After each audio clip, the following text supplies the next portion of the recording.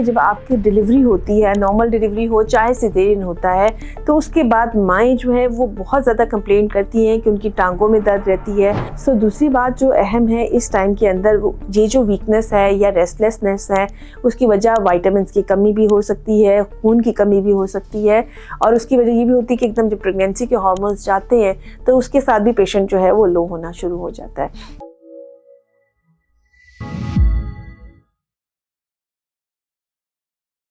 अस्सलाम वालेकुम। आज हम बात करेंगे कि जब आपकी डिलीवरी होती है, नॉर्मल डिलीवरी हो चाहे सिजेरियन होता है, तो उसके बाद माएँ जो है वो बहुत ज़्यादा कंप्लेन करती हैं कि उनकी टांगों में दर्द रहती है, कंधे खिंचे हुए रहते हैं, वो वीकनेस फ़ील करती हैं और वो वापस उतनी जो है ना वो रिकवरी में नहीं आती। तो उसकी सबसे बड़ी वजह तो ये होती है कि वो एक डिफरेंट यानी ज़ाहिर एक प्रेगनेंसी से गुज़री होती हैं और अभी भी उनकी ड्यूटी ख़त्म नहीं हुई होती है। अब उनके पास एक बच्चा होता है जिसे उन्हें अपने साथ उसको भी सँभालना होता है, प्लस उसको फ़ीड करवाना होता है, और इस वजह से उनकी जो ज़िम्मेदारियाँ हैं वो बहुत ज़्यादा बढ़ जाती हैं।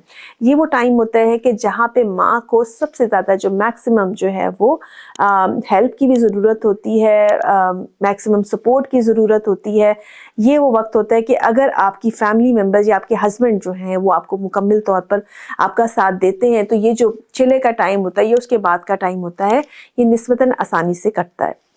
इसमें जो वीकनेस की हमने बात की है कि उसमें पेशेंट जो हर वक्त वीक फील करती है, उसके टांगों में दर्द या कमर में दर्द होती है या उसके सर में दर्द रहती है, तो ये इसकी ज़्यादातर वजह तो ये होती है कि उसे पूरा तौर पे जो रेस्ट का टाइम होता है वो नहीं मिल रहा होता।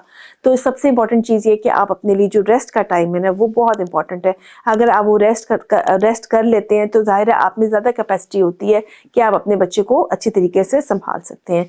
फिर बहुत सारी प्रॉब्लम जैसे कि डिप्रेशन का होना, जो है वो, या भूख का ना लगना, या ये जो आप फीड नहीं करवा पाते, वो प्रॉब्लम्स जो होती हैं वो कम हो जाती हैं। सो सबसे इम्पॉर्टेंट बात तो ये है कि आपने एडिक्वेटली रेस्ट करना है आफ्टर डिलीवरी। ये नहीं हो सकता कि 24 घंटे आप अकेले ही बच्चे को संभालें। सो आपके पार्टनर की भी बच्चा संभालने में इतनी ही रिस्पॉन्सिबिलिटी है जितनी कि आपकी है। सो दूसरी बात जो अहम है इस टाइम के अंदर, ये जो वीकनेस है या रेस्टलेसनेस है, उसकी वजह विटामिन्स की कमी भी हो सकती है, खून की कमी भी हो सकती है, और उसकी वजह ये भी होती है कि एकदम जब प्रेगनेंसी के हार्मोन्स जाते हैं तो उसके साथ भी पेशेंट जो है वो लो होना शुरू हो जाता है।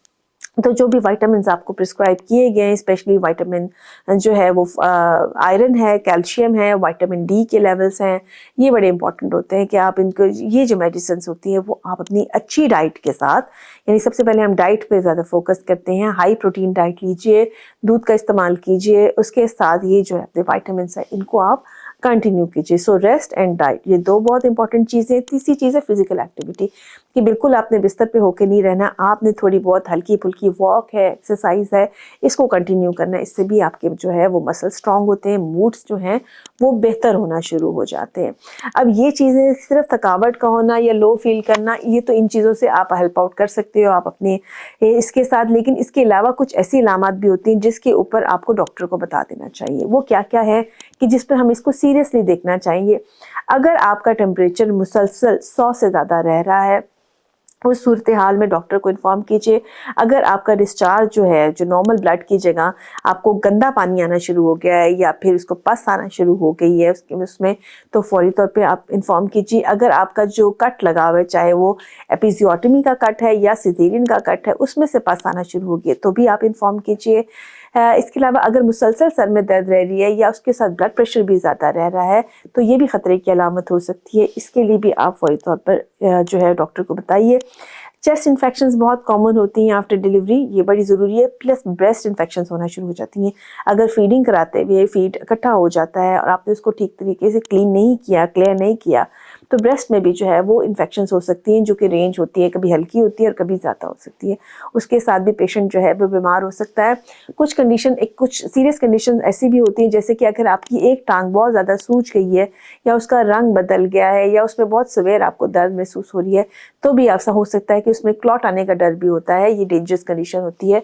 फौरी तौर पे आप डॉक्टर को बताइए ताकि वो आपके डॉपलर स्कैन्स वगैरह कराकर ये देख सके कि कहीं उसमें ब्लड क्लॉट तो नहीं जमा हो गया।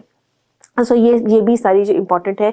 यूरिन की इन्फेक्शंस भी हो सकती हैं उस टाइम के ऊपर, तो ये चीज़ों का आपने बहुत ज़्यादा ख्याल रखना होता है इस टाइम के ऊपर। एक और जो चीज़ बड़ी इंपॉर्टेंट है, अभी तो हमने बात की ना कि हाँ इन्फेक्शंस हो सकती हैं या आपकी ये ब्रेस्ट फीडिंग की प्रॉब्लम्स हो सकती हैं, लेकिन एक चीज़ जो और बहुत इंपॉर्टेंट होती है वो हो सकती है कि आपको किसी किस्म का डिप्रेशन या टेंशन या ऐसा फील होना शुरू हो जाए कि आप अपने आप से तंग होना शुरू पड़ जाए या बेबी से तंग होना शुरू हो जाए, या एक्सट्रीम कंडीशंस के अंदर आप बच्चे की केयर करना छोड़ देते हैं या बच्चे को नुकसान भी पहुंचा सकते हैं।